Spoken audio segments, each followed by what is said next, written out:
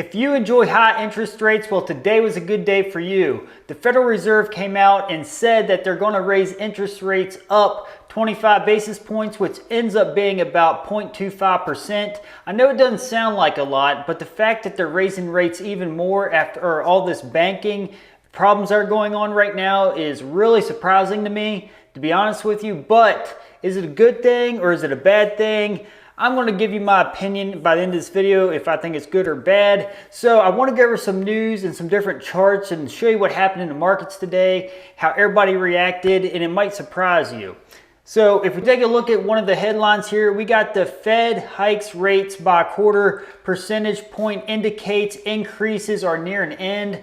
So some people are really upset that the Feds raised the rates at all, but some people are looking at it as in, hey, they only raised it by a quarter percent. So it's an indication that it's on the lower end of what they could have raised it up. So we might be heading towards a period to where they don't raise it up nearly as fast. I don't think they're going to not raise it up anymore this year. Personally, I think they're going to continue to raise it some, but I think it's a good sign that they're not going to be too aggressive and they're going to be limiting their amount of rate increases. So people are thinking it's kind of a good sign on that end, but some people are upset in general that they're raising it at all.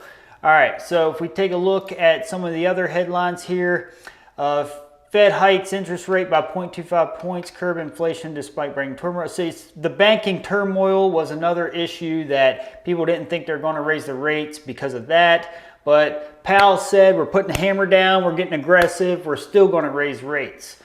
All right, so if we take a look at how the market responded to this, the news was released around this time, and as you can see, the market did not like it at all. We're actually green right here. I remember this spike because I was watching the market on my phone actually, and then I was all excited thinking everybody was going to be positive about this. We're going to have some really big green coming our way by end of the trading session. Nope, sold right off and sold off into the after hours. So the Dow went down 1.63% today. Could have been worse, but it's definitely not a positive sign from the market that people did not like the interest rate hike. Whenever you have a question if it was positive or negative, I always refer to the stock charts because a lot of big money's in there and they do know what's going on behind the scenes. So you can't get caught up in the volatility because it was green and red and green. But if you take a look at what happened by the end of the day, it went red. So it must have been negative for a majority of people trading. So now I want to show you another chart here. If we take a look at the Russell 2000, if you're not sure what the Russell 2000 is, it's more of the small cap stocks. Well, it is the small cap stocks as an index.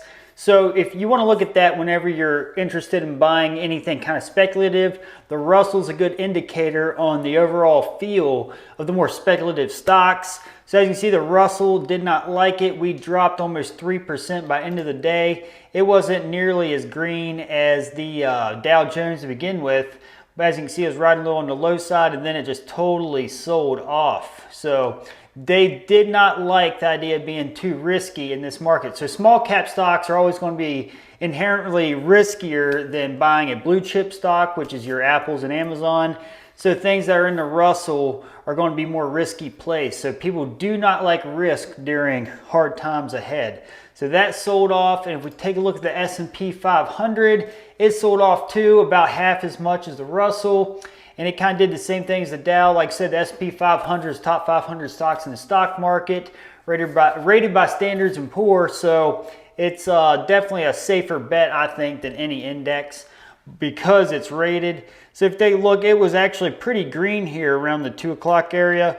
And then as you see, we had this big spike, then it sold off, touched green again, and then we sold right off by end of the period. So people have negative feelings about this rate hike. And then when it comes to rate hike, I was really curious and I was wondering how are lumber prices doing, because if we're going to increase our rate, that means there's going to be less people borrowing, there's going to be less home building, so not many home builders are going to be building because they know the increased prices of things are going to cause buyers to back away. So what did lumber prices do? Let's check that out. If we take a look here, as you can see, the prices were going sideways for a lot of the day and then boom, sold right off there towards the end. Pretty steep drop. We end up closing down well, not technically closing because futures never really close, but we traded down and we're down a little over 3% on the day. So we take a look at the lumber prices on the weekly chart. You can see we're still down here a good way. So we're far from going clear back down to the $250 range, but as you can see, we're actually at a good buy price in general. So with this rate hike, it might push prices down even further by end of the year. So that's something we're going to have to keep an eye on. So what's my conclusion with all this? My conclusion is I think we're going to see a drop in housing prices and a drop in lumber, and we're going to see an increase in interest rates throughout the rest of the year is what I see coming. I don't think we're going to be as dramatic as we were when these rate hikes first started.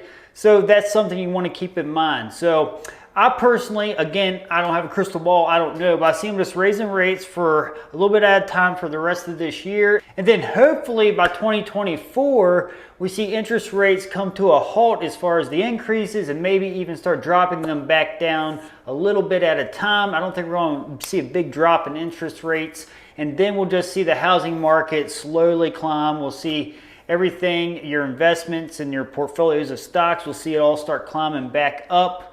But that all could change overnight. So for now, that's what I'm going with as my long-term view. And if you enjoyed this video, be sure to hit the like button and I'll see you in the next video. Have a good one.